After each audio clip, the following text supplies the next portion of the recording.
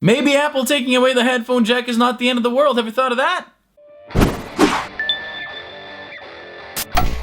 Hey everybody, how's it going? I'm Izzy, and this is the Izzy Nobry Show. My good friend John Paula, the guy has been here on YouTube forever from the very beginning, made a video talking about how Apple decided to take away the headphone jack from the upcoming, or actually it's already out, the iPhone 7. That's how out of the loop I am with these things. I used to be a huge Apple, iPhone, iPod, MacBook fan. I don't even care that much anymore. I'm not gonna replace my iPhone 6 Plus. It's working just fine. And my MacBook is ancient. My iPad I bought in 2013. I think I outgrew that phase where I just needed the new Apple thing. I still like their products, but I think I can look at them more objectively now. So yeah, I am actually okay with the headphone jack being taken away. And there is a few reasons for that. First of all is because I've been for a long time a proponent of Bluetooth audio, Bluetooth headphones. I'm not sure if you can tell, but I have a couple of headphones here. I have, I think, total 4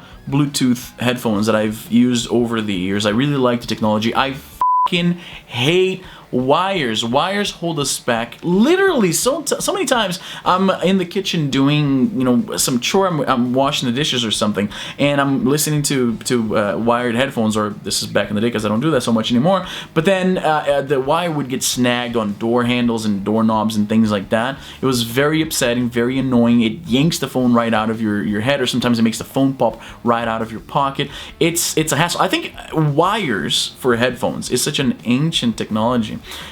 To me, the idea of having your head physically tethered to something that's in your pocket it's really outdated. I know a lot of you say that Bluetooth audio is not as good as wired audio, and I feel like most people saying this have either no experience with Bluetooth audio or use Bluetooth headphones from like 2008. The audio in Bluetooth, especially Bluetooth 4.0, is as crisp as you can get. One thing that I think a lot of people don't realize is that the quality of the audio is not so much dependent upon the wired connection as much as it is on the little speakers that are on the headphones. That's what produces the sound.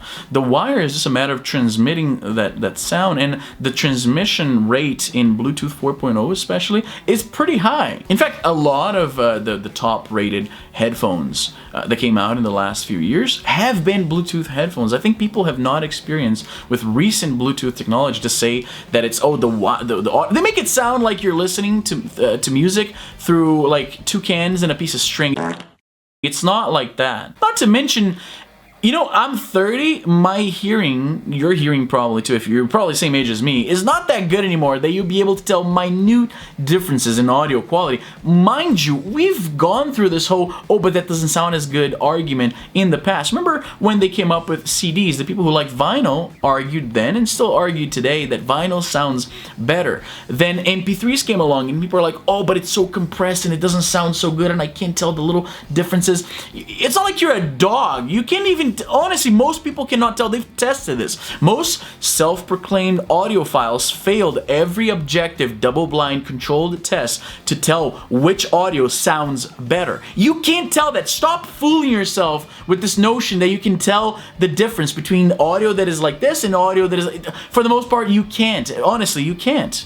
Interestingly, the result of this inability of the audiophiles to actually prove via controlled testing that they can tell the difference between quote-unquote good sound and bad sound is that if you go on the internet, there's a lot of articles and think pieces arguing that this test doesn't work for sound quality. You can't objectively quantify what's good audio and what's bad audio, which is weird because that seems to go against what they're arguing, that they are able to tell the difference. So my point is, listen, you cannot tell the difference. Nobody can. So no, you can't tell the difference, okay? Don't give me this bullshit. You can't tell the difference. Now, one thing that people complain, and that there's some validity to this, is that they say that, say, if you're driving and you want to charge your phone and listen to music at the same time, this new change to do away with the headphone jack makes that impossible. Yes and no. There's a lot of aftermarket solutions to having the sound. I know it's a bunch of wires that you have to buy and adapters and all this shit, but it's what are you gonna do? You miss out on the ability to charge your phone while you listen to music on one context, but you gain that ability on another. And I'll give you an example that happens to me constantly. Say I need to charge my phone before I go out somewhere. The phone is like at 40%, let's say. But I also need to do some chores around the house. With wires, I also can't listen to music and charge at the same time, just in a different situation. I have to either leave my phone charging or have it in my pocket listening to music, and it's draining the battery. And then when I have to go out, I can't do that. It's kind of the same. You see what I'm saying? Like, the people criticizing this move are just, I feel like you guys are being short-sighted. You're gaining an ability, you're losing an ability in a trade-off there's a fix for this, but you're gaining another. With Bluetooth headphones, I leave my phone charging on the computer or in my bedroom, and I'm in the kitchen listening to my podcast or to my music and washing dishes or doing laundry or whatever. So they're not taking something away as much as they're replacing for something else. Here, now you can listen to music and charge your phone at the same time in a different context. Mostly, I just don't like the idea that we have a port here that only serves that function, and it's ancient technology. Nothing in your phone. This headphone jack is about 100 years old. Seriously, look it up. Nothing in your phone, all of the materials technology and the glass and the battery, the processor, the memory, everything, the digitizer, the button, everything in this thing is next gen. It's new millennium shit, and you're holding on to a you know what? A few years from now, you're gonna think it's stupid that you had two holes here, one just to do one thing, and one just to charge and plug into accessories and things like that. And another thing, I know that a lot of people say, like, oh, but those Apple earbuds, first of all, they look stupid, and they're $150, and in Canada, they're gonna be like close to 200 or something.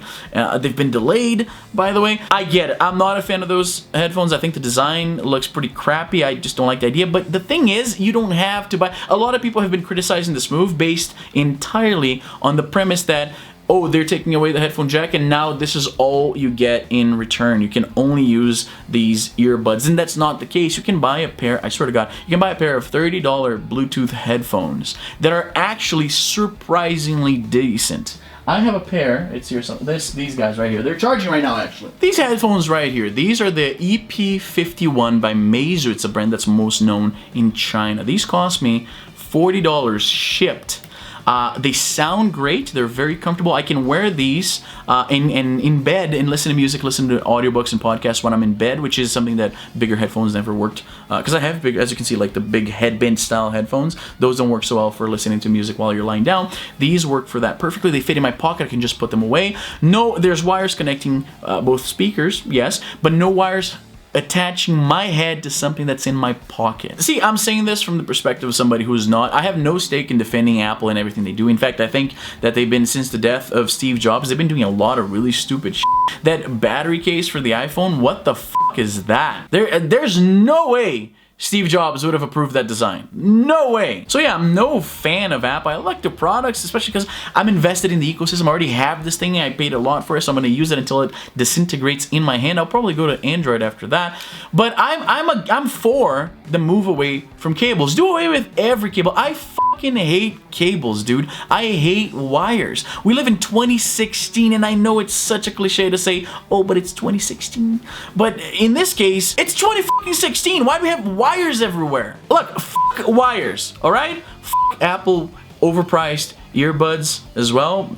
Totally not a fan, but there's just plenty of other options. And that's everything. I'm Izzy, and I'm done.